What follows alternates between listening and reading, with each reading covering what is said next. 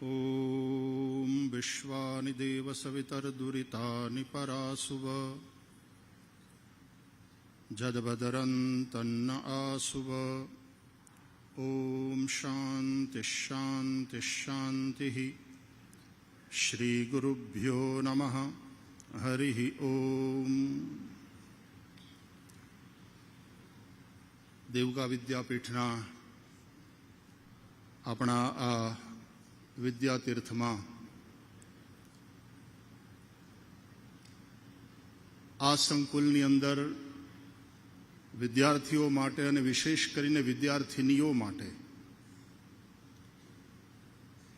જે પ્રકલ્પો ઊભા થયા છે અને હમણાં જે પૂર્ણ થયા છે અને આજે એનું ઉદ્ઘાટન આપણે કરી રહ્યા છીએ, ત્યારે એવા અવસરે આપણી વચ્ચે પોતાના વ્યસ્ત સમયમાંથી દીકરીઓ માટે સમય કાઢી અને મારા પ્રેમાગ્રહને કારણે આટલી દોડાદોડીમાંથી પણ આપણી વચ્ચે પહોંચ્યા અને ઉપસ્થિત રહ્યા એવા આપણા માનનીય મુખ્યમંત્રી શ્રી ભૂપેન્દ્રભાઈ પટેલજી, માનનીય કૌશિકભાઈ, માનનીય ઈશ્વરભાઈ, માનનીય ધારાસભ્યશ્રીઓ, મંચ ઉપર ઉપસ્થિત સૌ મહાનુભાવો, જેમની પાવન ઉપસ્થિતિ આપણા માટે પ્રેરક બની રહી છે એવા પૂજ્ય મુક્તાનંદ બાપુ, આપ સૌ ઉપસ્થિત ભાઈ બહેનો, મારા ગ્રામજનો અને વિદ્યાર્થીઓ અને શિક્ષકગણ, કોઈકે કહ્યું કે કોઈ પણ રાષ્ટ્રનું ભવિષ્ય શું છે? આ કોઈ મને પૂછે તો હું એમ કહું કે મને એ દેશના કે સમાજના બાળકોની સાથે એકવાર મેળવી આપો. જે રીતે બાળકોનો ઉછેર, જે રીતે બાળકોને શિક્ષણ અપાઈ રહ્યું છે, એ જો એનો અભ્યાસ કરીને હું કહી શકું કે આ દેશનું ભવિષ્ય શું હશે. મતલબ એ છે કે સુરક્ષા આપણા માટે બહુ જરૂરી છે.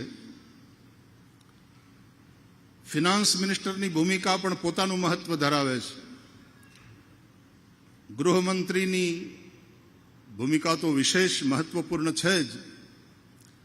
માનનીય મુખ્યમંત્રીશ્રીએ આ બધું જ જોવાનું હોય છે, પણ મારી દ્રષ્ટિએ અને હું જે ક્ષેત્રનો વ્યક્તિ છું એ હિસાબે સૌથી વધારે મહત્વનું કોઈ ખાતું હોય તો એ શિક્ષણનું ખાતું છે. કારણ કે એના દ્વારા આપણે ભવિષ્યના ભારતનું નિર્માણ કરી રહ્યા છીએ. હું હંમેશા આ લોકોની સાથે બેઠો હું ત્યારે સાહેબ કહું કે 5 વિદ્યાર્થી નબળા હશે તો એના ઉપર તો કામ કરવા માટેથી આપણે છે જ, અને એ જ આપણું કામ છે. હોશિયારને તો ભણાવી લઈશું ને એ તો પોતાની રીતે આગળ નીકળી જશે, પણ સૌથી વધારે ચિંતા કરવાની હોય કે સૌથી વધારે ધ્યાન આપવાનું હોય તો એ નબળા વિદ્યાર્થી. Every child is different. હકીકત એ છે કે કોઈ નકામો હોતો જ નથી. એની અંદર જુદા પ્રકારની એબિલિટી, એના જુદા પ્રકારની ક્ષમતા એ બાળકમાં હોઈ શકે.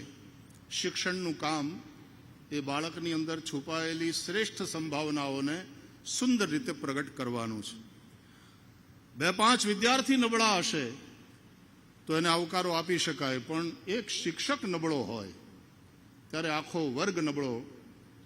જેટલા વર્ષથી ભણાવે એ પર્ટિક્યુલર વિષય, એના પાસે ભણેલા વિદ્યાર્થીઓ બધા એ વિષયમાં નબળા રહી જાય. એટલે શિક્ષક નબળો હશે તો નહીં ચાલે. સાહેબ, આપણી શિક્ષણ પ્રશિક્ષણ યુનિવર્સિટી નરેન્દ્રભાઈ જ્યારે અહીંયા હતા ને ત્યારે બનાવી, અને એનો પ્રથમ દીક્ષાંત સમારોહ હતો ત્યારે નરેન્દ્રભાઈના આગ્રહથી હું પણ એક કી નોટ સ્પીકર તરીકે ત્યાં મહાત્મા મંદિરમાં ઉપસ્થિત હતો. આજે પાછો એનો દીક્ષાંત સમારોહ છે, 8મો. મારે ત્યાં પણ જવાનું, પણ આપ પધારવાના છો એટલે મેં એમની પાસે માફી માગીને મારો વિડીયો સંદેશ રેકોર્ડ કરીને એમને મોકલાવ્યો. ત્યારે પણ મેં કહ્યું હતું, અને યુનિવર્સિટીનું કામ અત્યંત મહત્વપૂર્ણ છે કે ત્યાં એવા શિક્ષકો તૈયાર થાય. બીજે કોઈ ઠેકાણે નોકરી ન મળી એટલે પછી હું શિક્ષક થયો એમ નહીં. બાય ચોઇસ શિક્ષક થાય કે મારે મારું જીવન આમાં જ આપવું છે, મારે એક શિક્ષક તરીકે જ રાષ્ટ્રના ઘડતરમાં મારું યોગદાન કરવું છે. તેજસ્વીતાની કોઈ કમી ભારતમાં મેં જોઈ નથી. આખી દુનિયા ફર્યા પછી મને તો બાપુ એવો એક વિશ્વાસ જાગ્યો છે કે ભારતમાં અને ભારતીયોમાં જે ક્ષમતા છે, જે પોટેન્શિયલ છે, એ વિશ્વની બહુ ઓછી પ્રજામાં જોવા મળતું હોય છે. આપણે એ ક્ષમતાને સારી રીતે જો પ્રગટ કરી શકીએ તો આ દેશને આપણા યશસ્વી વડાપ્રધાન અને જેના નેતૃત્વમાં ભારત જે રીતે ગતિ કરી રહ્યું છે, આપણે દેશને ઓર મજબૂતીથી વિશ્વની અંદર ઊંચું મસ્તક રાખી અને ઊભા રહેતા જો શીખી શકીશું તો એમાં શિક્ષકોની અને સૈનિકોની આ બંનેની ભૂમિકા અત્યંત અગત્યની છે અને રહેવાની છે. આજે આપશ્રીના દ્વારા જે 2 પ્રકલ્પોનું ઉદ્ઘાટન થયું, આખો ઇતિહાસ યાદ કરું છું દેવકા વિદ્યાપીઠનો, તો 1912માં 2012માં જ્યારે સ્કૂલ બિલ્ડિંગનું ઉદ્ઘાટન કરવા તત્કાલીન મુખ્યમંત્રી શ્રી અને વર્તમાન આપણા યશસ્વી વડાપ્રધાન નરેન્દ્રભાઈ મોદી આવ્યા. કથા પણ ચાલતી હતી અને એમણે જે ભાષણ કર્યું, અહીંયા જે પ્રવચન કર્યું, એ યુટ્યુબ ઉપર છે, વિક્રમ સારાભાઈને યાદ કરીને. અને પછી વ્યાસપીઠ ઉપર આવીને મારા કાનમાં કહ્યું હતું કે ભાઈ શ્રી ફેકલ્ટી સારી લાવજો. સાહેબ, અમારી હારી ફેકલ્ટીને તમે લઈ જાઓ છો, માંડ માંડ અમે લાવીએ. સરકારી નોકરી ન મળે ત્યાં સુધી અમારે ત્યાં અમારા બધા શિક્ષકો છે, બહુ ડેડિકેટેડલી કામ કરે છે. પણ એક વસ્તુ તો પાકી છે કે સરકારી નોકરી મળે એટલે અમે આશીર્વાદ આપીએ અને શુભકામના આપીને. અને એટલા માટે પ્રતિવર્ષ સરકારી શાળાઓની અંદર શ્રેષ્ઠ કામગીરી કરતા સમગ્ર ગુજરાતના દરેક જિલ્લામાંથી એક અને આખા રાજ્યમાંથી એક આદર્શ શિક્ષક, એક આદર્શ શાળા અને એક લાઈફ ટાઈમ એચિવમેન્ટ એવોર્ડ, એવા 3 એવોર્ડ સાંદીપની દ્વારા ત્યાં પોરબંદરમાં અમે આપતા હોઈએ છીએ. સરકારની પાસે સારામાં સારા શિક્ષકો છે સાહેબ. એ દર વર્ષે ગુરુ પૂર્ણિમાની પૂર્વ સંધ્યાએ જે યોજાતો હોય છે કાર્યક્રમ, એમાં ઇન્ટરેક્શન થાય બધા શિક્ષકોનું કે દરેક શિક્ષકે એવું તે શું કર્યું જેથી કરી તે જિલ્લામાં એ એક ભાવપૂજનને યોગ્ય બન્યા. અને એ બધા જ જિલ્લાના શિક્ષકો પછી આપસમાં વાર્તાલાપ કરીને અમે આ નવો પ્રયોગ કર્યો, આ નવો પ્રયોગ કર્યો, અને એ જોવાનો મને અવસર મળે છે. એટલે મને સરકારશ્રીની પાસે જે સારા શિક્ષકો છે એનો પરિચય થયો. કહેવાનો અર્થ ઘણું બધું થઈ શકે એમ છે અને ઘણું બધું કરવાનું બાકી પણ છે. એ માત્ર ને માત્ર શિક્ષણના માધ્યમથી થઈ શકશે. 1000થી વધારે વિદ્યાર્થીનીઓના રહેવાની વ્યવસ્થા થઈ ગઈ આ નવા છાત્રા ભવનમાં. અને એ જ રીતે એક સાથે 500 કરતાં વધારે દીકરીઓ જમી શકે એવી વધારાની કિચન અને ડાઇનિંગ ફેસિલિટી ઊભી થઈ ગઈ. આપના આ ઉદ્ઘાટન સાથે નરેન્દ્રભાઈ મોદીજીથી માંડી પછી મુખ્યમંત્રી, તત્કાલીન મુખ્યમંત્રી શ્રીમતી આનંદીબેન પટેલ, તત્કાલીન મુખ્યમંત્રી વિજયભાઈ રૂપાણીજી, જે અનફોર્ચ્યુનેટલી અત્યારે આપણી વચ્ચે નથી, અને આજે આપ પધાર્યા. આ લાંબી મજલમાં આ જમીનમાં જેટલું થઈ શકે એટલું આપણે બધું પૂરું કર્યું. અને 2000 દીકરીઓની રહેવાની અને ભણવાની વ્યવસ્થા આ સંકુલમાં થઈ ગઈ. સાહેબ, આપ પધાર્યા અને હકપૂર્વક કહું તો આપે પધારવું પણ જોઈતું હતું, કારણ કે આ પ્રકલ્પ પીપીપી મોડ ઉપર છે, એટલે સરકાર પાર્ટનર છે આમાં.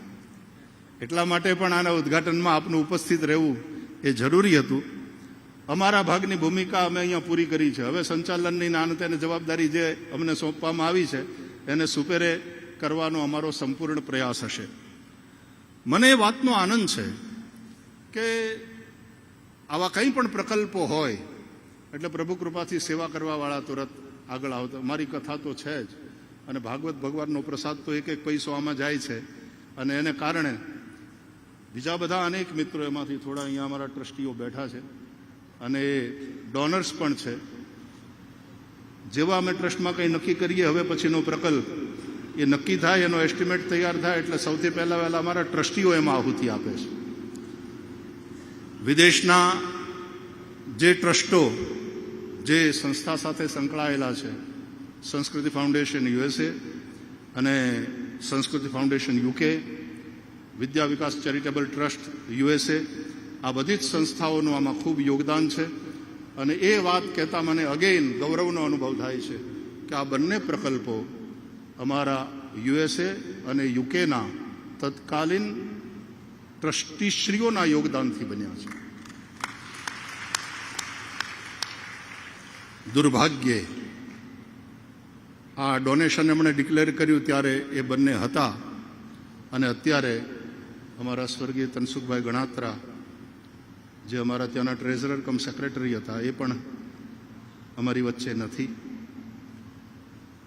આ ડાઇનિંગ હોલ સંસ્કૃતિ ફાઉન્ડેશન યુકેના અમારા તત્કાલીન પ્રેસિડેન્ટ અને અમારા ખૂબ સમર્પિત સેવક નરેશભાઈ નાગરેચા, એમનું પણ શરીર નથી રહ્યું અને વર્તમાન પરિસ્થિતિને કારણે એ પરિવારના લોકો પણ અત્યારે અહીંયા ઉપસ્થિત નથી રહ્યા, પણ એ લોકો અત્યારે વર્ચ્યુઅલી જોડાયા છે અને બંને પરિવારને હું ખૂબ ખૂબ આશીર્વાદ આપું છું.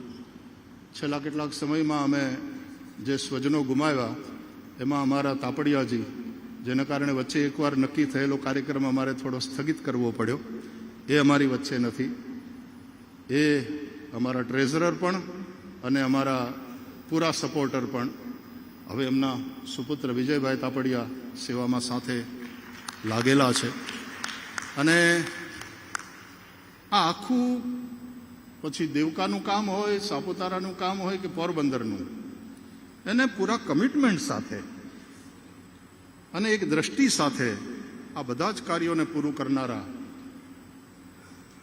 મારો આમ બહુ મહત્વનો હાથ, મજબૂત સ્તંભ એવા DH ગોયાણીને પણ અમે ખોયા, એ પણ અમારી વચ્ચે નથી.